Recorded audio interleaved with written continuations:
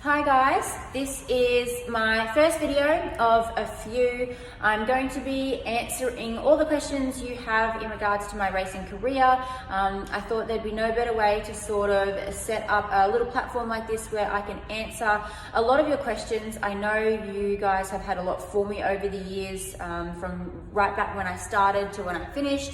So I thought I would open up and tell you guys everything that you want to know. I will be answering honestly, truthfully, opening myself up and just kind of getting you guys a bit of an insight into my racing career and what was, and I hope you guys enjoy. This will be sort of part one of a few, as there are lots and lots of questions, so let's get started. So one of the questions that I have here is, what age did you start racing? So I actually started go-karting, I think I had just turned 12, so I'm pretty sure I managed to convince my dad to get me a go-kart for my 12th birthday, and pretty much took about a year of me just practicing and running around the Gold Coast go-kart track at the time, and just getting confident. And then it got to the point where a lot of people were actually saying that I was doing quite well for a young girl, and then yeah, I eventually got into racing. So I was about 12 years old when I sort of started go-karts and then eventually started racing. All right, so the next question is thoughts on karts. So that's where it all started for me personally. It's where it starts for mostly a lot of people. I loved go-karting. That was like some of the best years I ever had. I made some really good friends. I made some really good memories. The joy of being able to travel too. Like, I traveled all over Australia. I was so lucky that I had a dad and a mechanic that were able to actually take me around. I loved it. I got to see the country. I made heaps of friends all over Australia in different states. And then you got to experience all the different tracks as well. So I loved it. I highly recommend it. I think it's definitely made me into the person I am today.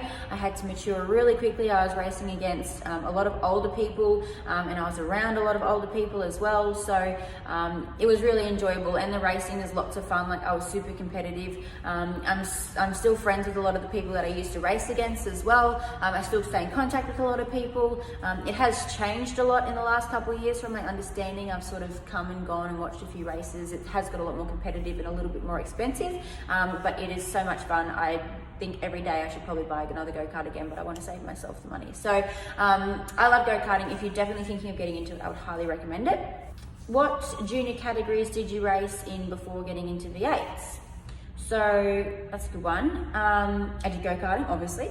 And then from go-karts, believe it or not, I was probably one of like only people ever in the history of ever to go straight from go-karts into Porsche. So I actually didn't race anything in between. I had to do like 3 races or something to get like a national license at the time. So I didn't even have my CAMS license when I told the world that I was going to be racing in Porsche, believe it or not. I hadn't even driven like the car. Didn't even have a CAMS license. That's how like crazy that was. So I had to do, because I had an international go-kart license, because I was meant to be going to the world titles, which I didn't end up going to because I didn't get enough points in the last race, but I had already had to pre-apply because there was a waiting period. So because I actually already had one, that meant that CAMS would waiver a few of the other things, and I just had to do 3 races. So I did like 2 Aussie racing car races, and then I was only meant to do 2 or 3, but I did an extra, and I did 2 like Formula Ford races, and that was it. And then I got given my CAMS license and signed off and everything, and then I literally, like that couple months later, I went to Adelaide and raced Porsche. So my junior career was about 6 years in go-karting and a few races here and there and 1 or 2 other things, and then I went straight into Porsche. So how did you get into it? I could probably do like a whole series just on like how I started, but basically, long story short, I went go-karting with my dad at Hamilton Island. We were on a family holiday at the time. It was like Christmas time. I hate heights, so I'm pretty sure my sister and my mum went like paragliding, and I was like not having it. I did not want to go paragliding or be in the water or on the ocean. So my dad said, we'll go find something else to do. Anyway, we got a pamphlet thingy, and it said that there was a go-kart track, so we went there. And I first of all hopped in the go-kart with my dad, then there was no one else on the track, so the guy actually said if he wanted me to go by myself. And I think I was about, you had to be like 13 and I was 11 or just about to turn 12 at the time, so the guy let me go by myself.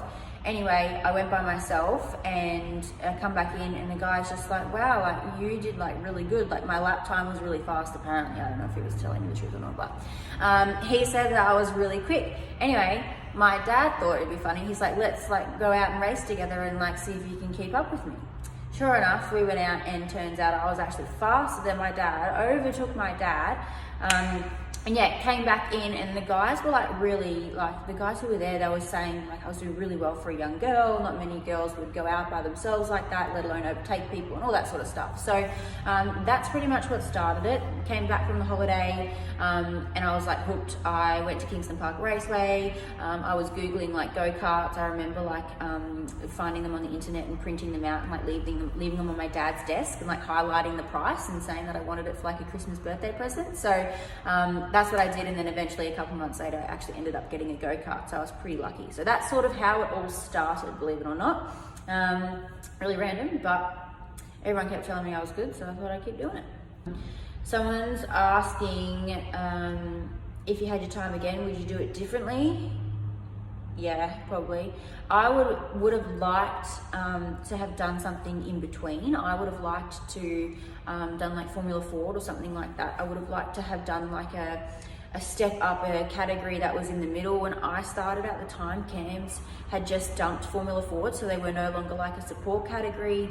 I had Fujitsu wanting to support me because they had also sponsored me in go-karting, so they wanted to make me step up as well, and they were willing to, but they didn't want to do it in a category that wasn't going to be on TV and didn't have, you know, some certain requirements, obviously, because they need to see the investment. So they really just had one or two options.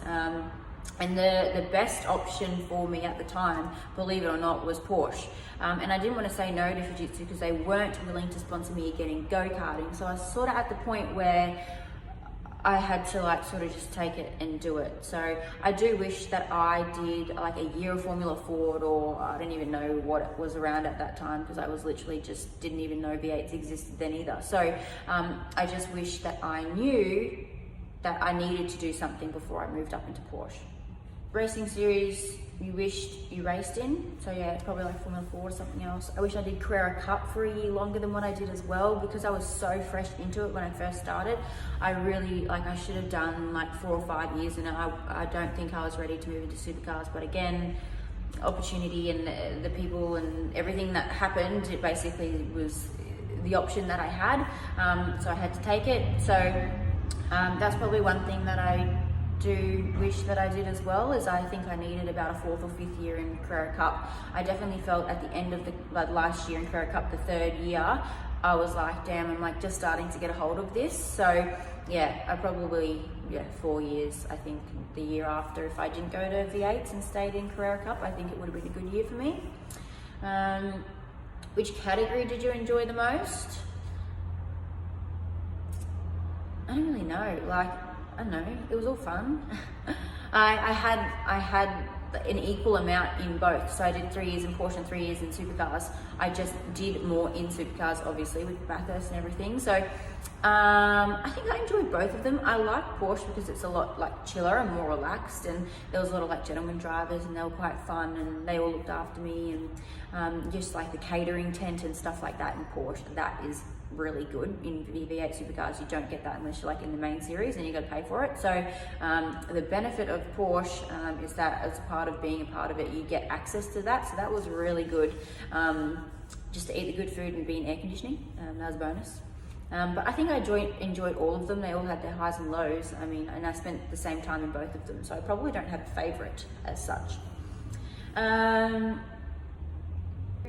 Any major regret with racing? So yeah, wishing I did something else, probably stayed another year in Porsche, wishing I did Formula Ford. They're probably like the biggest things that I feel like I should have done, definitely. But unfortunately, opportunity is opportunity, and I didn't want to turn it down. Someone asked, what's the best or worst part about racing? So that's a hard one to answer. It's sort of like anything. It's like, what's the best part and worst part of like your job? There's pros and cons to everything. I think I had a very different racing career to a lot of other people who are out there too. Like for me, like my racing, like when it came to a race weekend, it was literally like 1% of what I did. Like I literally would rock up on a Thursday and I would have that much stuff to do. It wasn't funny, like media and all that crap that I had to do, photos and just all that rubbish. Most of the time I never really got to help my teams like set up because I was never really around. I was always quite busy. And then I think, I had to just constantly do all that stuff, and I sort of liked it in the beginning and then I stopped liking it because it was really annoying. So, I mean, I think best and worst for me would be different for a lot of people. But yeah, eventually like all the media stuff and like the exposure and stuff that I was getting took focus away from the racing. So that's probably like one of the worst things is I was literally just there for racing. Like if you talked to 12-year-old Renee, she would have literally just told you that all she wants to do is race and go as fast as she can and beat boys. She didn't want to be in front of a camera. She didn't want to have photos taken. Like I was self-conscious. I still am self-conscious, let me tell you. So a lot of people think that I like being in front of television and like getting all the attention. I don't. It just happened because I got long hair and tits. Everybody was drawn to me naturally. So I don't like the attention. I didn't like doing the press releases. I didn't like being the center of attention and having microphones shoved in my face every 2 seconds. It was just a part of it, unfortunately. And I put up with it and I learned to be good at it, and I sort of made it into a strength of mine because I figured I'm getting the attention no one else is, so it's a bonus and a benefit, but doesn't necessarily mean I enjoyed it. What was the highlight of your racing career? Yeah. I don't even know. Everyone just thinks Bathurst because it was so big. Probably Bathurst, I don't know. It was probably the biggest thing. That's what made me like where I am today, I guess. So I would say Bathurst just because like we did it and no one else has done it since Simona and I did it. So we made history. So probably that.